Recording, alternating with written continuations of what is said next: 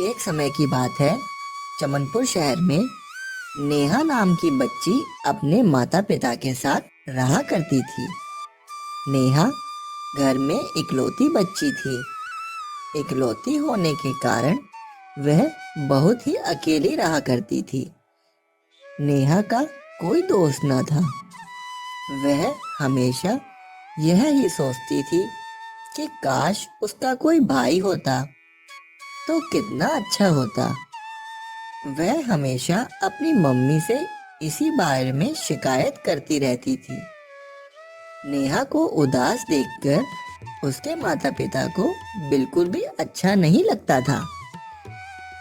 वह हमेशा नेहा को यह ही समझाते थे कि बेटा, जिंदगी में हमें जो भी कुछ मिला है भगवान का हमें शुक्रिया करना चाहिए। पर नेहा को तो जैसे कुछ समझ ही नहीं आता था। फिर एक दिन की बात है कि नेहा अपने घर के पास ही एक पार्क में घूम रही होती है। तभी वहां नेहा की दोस्त रूपाली आ जाती है और नेहा से बात करने लगती है। रूपाली बताती है कि रक्षाबंधन आने वाला है और वह अपने भाई को राखी बांधेगी और साथ ही अपने रिश्तेदारों के घर भी जाकर रक्षाबंधन मनाएगी। वहां भी उसके बहुत सारे भाई हैं। यह सब सुनकर नेहा को बिल्कुल भी अच्छा नहीं लगता।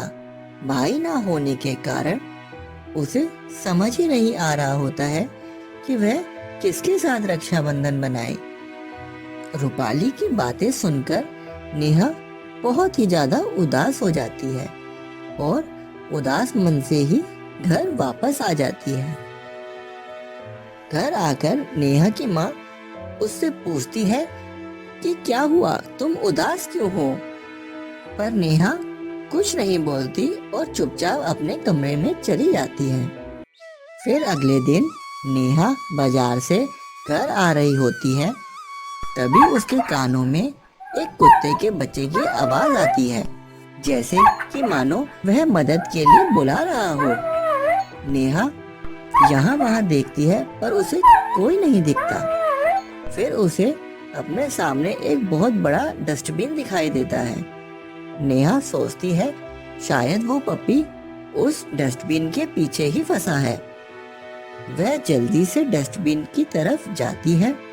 डस्टबिन के पीछे जाकर देखती है तो उसके होश उड़ जाते हैं। डस्टबिन के पीछे एक छोटा सा पप्पी बैठा हुआ होता है, जिसका एक पैर गटर की जाली में फंस गया होता है। यह देखकर नेहा बहुत घबरा जाती है और साथ ही उस पप्पी को देखकर बहुत दुखी भी हो जाती है और यह सोचती है कि उसकी मदद कैसे करी जाए। फिर वह उसके पास जाती है और पहले तो उसके सर पर हाथ फेरती है और फिर उसका पैर निकालने की कोशिश करती है।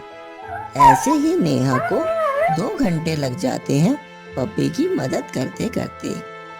आखिर में नेहा अपने मकसद में कामयाब हो जाती है और पप्पी का पैर बाहर निकल आता है।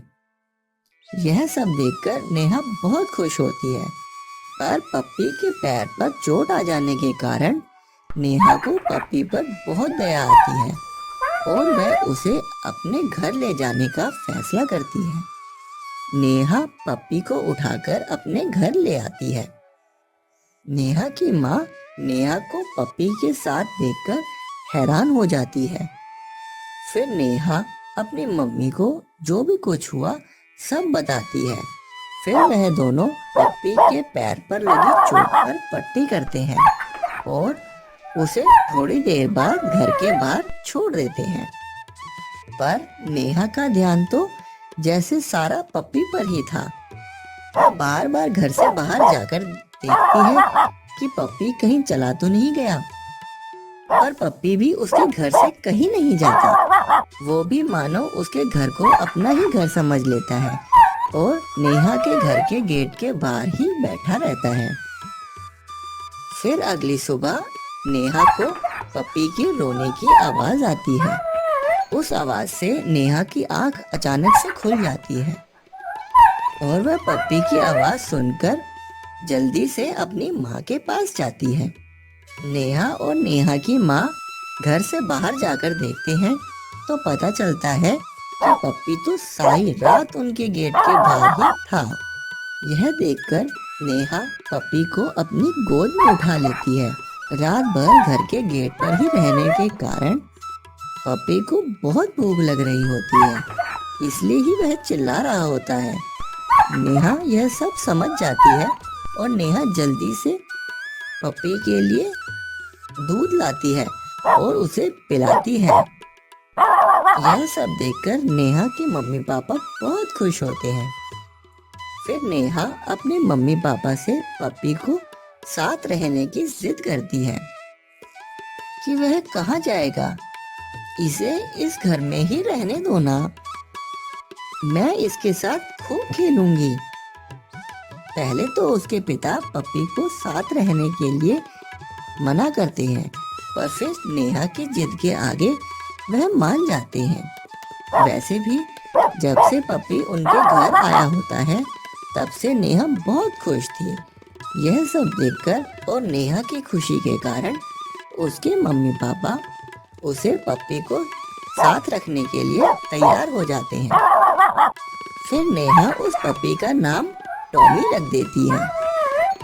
हेलो गाइस, भाई रक्षाबंधन की एनिमेटेड वीडियो जो है आ गई है, इसको जाके चेक करो। और आपने अभी तक देखी ली होगी, जब यहाँ तक वीडियो देखी है तो कैसी लगी भाई उसको कमेंट करके जरूर बताना। और ये जो है ना एक पार्ट वाइज आएगी, मतलब 2 पार्ट हैं इस स्टोरी के। तो अभी तो एक फर्स्ट जो है डाली है और जो सेकंड है वो अगली मतलब वीक आ जाएगी। तो भाई दोनों को प्यार देना, दोनों को लाइक कर देना फटाफट। तो भाई रक्षाबंधन तक मतलब 30 तारीख तक, तब तक इस पे खूब सारे लाइक कर दो जितने ज्यादा हो सके। ज्यादा से ज्यादा शेयर करो भाई, जिस जिसको पसंद आई हो तो ज्यादा से ज्यादा शेयर करना। और मिलते हैं फिर अगली स्टोरी में।